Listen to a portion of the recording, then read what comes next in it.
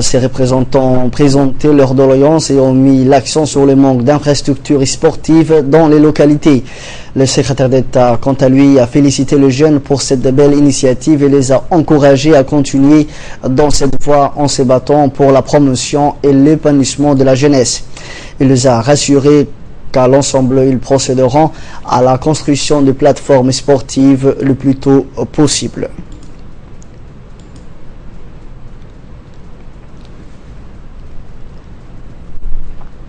Après cette réunion, le secrétaire d'État à la jeunesse et au sport, son Excellence Bedoul Hassan Bedoul, accompagné de ses proches collaborateurs, du préfet de Tajoura, Abdelmalik Mohamed Benoïta, et des parlementaires de la région, a donné à Randa le coup d'envoi de la finale du championnat interlocalité qui a vu s'affronter les localités d'Ardo, d'Aïdeilou, de Dora, de Randa, de Daï et de Tajoura. Cette finale a opposé l'équipe de Randa à l'équipe d'Ardo. L'équipe Ardo s'est imposée à 1-0. Parallèlement au lancement de la finale, le secrétariat d'État a donné également le départ d'une épreuve de course à pied de 2 km qui a engagé plusieurs jeunes participants. Enfin, pour finir, le secrétaire d'État à la jeunesse et au sport, entouré des autorités locales, a procédé à la remise des trophées aux vainqueurs.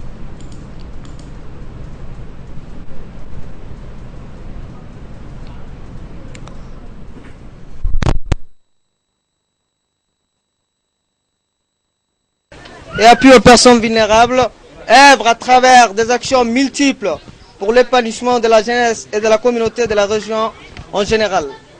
C'est une occasion aujourd'hui pour moi d'exposer nos difficultés à notre ministre. L'ADRAF travaille à travers en étroite collaboration avec le secrétariat d'État à la jeunesse et au sport. Cette journée sera réussie.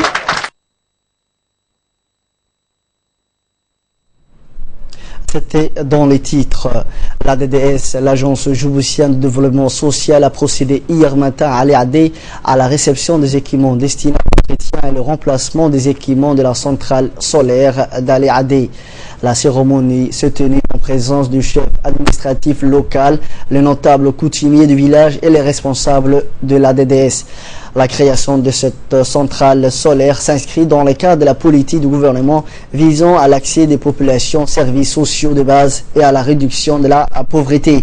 Cette centrale, alimentée par 270 panneaux solaires d'une capacité de production de 62 kW, qui fournit en permanence de l'énergie électrique à plus de 203 ménages. La mise en place de la centrale solaire d'Al-EAD a été rendue possible grâce au concours financier de l'agence de coopération sud-coréenne qui a contribué à hauteur d'1 million de dollars et du gouvernement djiboutien qui lui a consacré une enveloppe de 15 millions de nos francs. Selon les responsables de l'agence, notamment l'ingénieur Abdurrahman Awali, responsable du service électricité rurale de la DDS, met l'accent sur les zones sensibles tant au milieu rural qu'au milieu périurbain, en favorisant l'accroissement de revenus et l'amélioration des conditions de vie de l'habitant. Créé en 2009 au sein de la DDS, les services de l'électrification rurale visent à répondre à des besoins énergétiques en électricité de localités ciblées dans le cadre de la politique gouvernementale. Revenons à Tajoura à présent, où une réunion de travail entre le personnel et les différents organes de CPEC Nord s'est tenue aujourd'hui dans l'enceinte de la caisse mère de Tajoura. Il a été également question de l'état de remboursement et des pertes de différentes caisses du Nord, caisse mère Tajoura et le plan de service d'Obok, et de mettre la pression sur les membres en situation des impayés et de fixer les stratégies de recouvrement pour ces personnes. Dans la réunion d'aujourd'hui, les questions relatives aux conditions et modalités du bon fonctionnement des caisses du Nord Tajoura et Obok ont été soulevées en concertation entre le personnel et les organes conseil d'administration, comité de surveillance et comité de crédit. Les discussions fructueuses se sont déroulées dans une ambiance de convivialité et de responsabilité.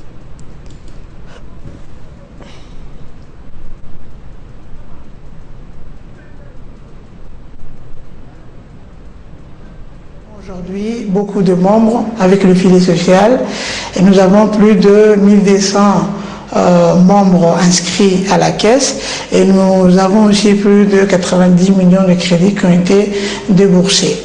Donc aujourd'hui, la caisse a mis en place une nouvelle stratégie pour toucher les localités. Nous attendons aussi un projet très important qui va toucher, qui va être géré par la Caisse et qui va toucher surtout le secteur pêche.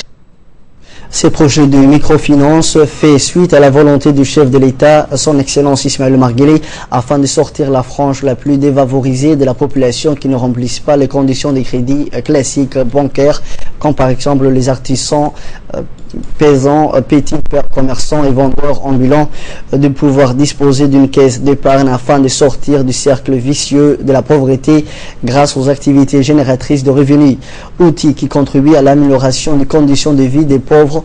L'action de la nouvelle présidente du conseil d'administration, Madame la députée Omar Mohamed Hamid, qui a renouvelé les organes lors de l'Assemblée générale du 5 mai 2015, a contribué au redressement de la situation de la caisse des Tajora et à la mise en place des crédits jeunes diplômés dont la finalité est de promouvoir l'entrepreneuriat de jeunes porteurs de projets agricoles, bâtiments, production et commercial dans leur localité.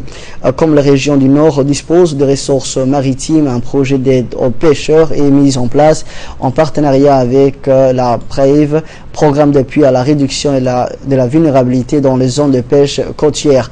Ce dernier met à la disposition des pêcheurs un fonds d'aide sous forme de prêts ou d'octroi de matériel de pêche avec des modalités de remboursement plus flexibles à 17% d'intérêt et saisonnières. La commune de Belbela a lancé officiellement le Jeux nationaux de la jeunesse.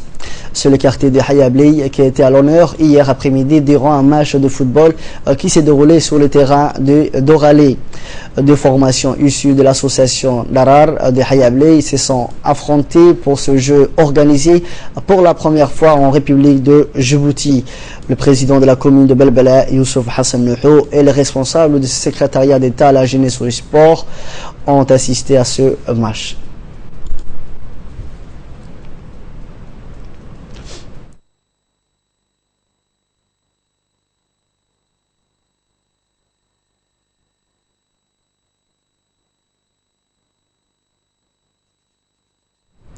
L'association de jeunes d'Assa Guela est une association fondée par des jeunes pour des objectifs divers et elle mène des actions dans la région d'Assa Guela. Parmi ces actions, il y a bien sûr les sports. Elle organise chaque été des tournois sportifs. Cet été aussi, elle a organisé un tournoi footballistique entre différentes catégories, c'est-à-dire cadet et minime et Benjamin. Du début jusqu'à la fin, le tournoi s'est déroulé dans de bonnes conditions et ont participé à la clôture de ce dernier les élus locaux, les responsables locaux, le haut responsable militaire ainsi que tous les citoyens de la région. L'association leur remercie vivement.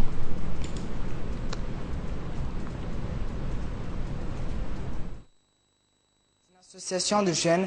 À l'origine de cette association, il y a la bonne volonté de prendre en main le destin de notre village. Par la jeunesse locale, ces objectifs sont nombreux. Parmi, il y a l'éducation concernant ces points. Elles organisent des cours de soutien pour tous les niveaux, afin d'avoir une jeunesse éduquée et bien formée sur le futur et l'avenir de notre village, de notre région et de notre nation. Et dans les mains de cette jeunesse aujourd'hui, guidée et préservée de toutes les errances. Je ne voudrais pas partir d'ici sans remercier le secrétariat d'État à la jeunesse et au sport, ainsi que le préfet de la région, M. Abdelmalik Mohamed Bonouta. Voilà donc l'essentiel de l'actualité nationale. Merci à vous de l'avoir suivi. Restez avec nous, le programme continue.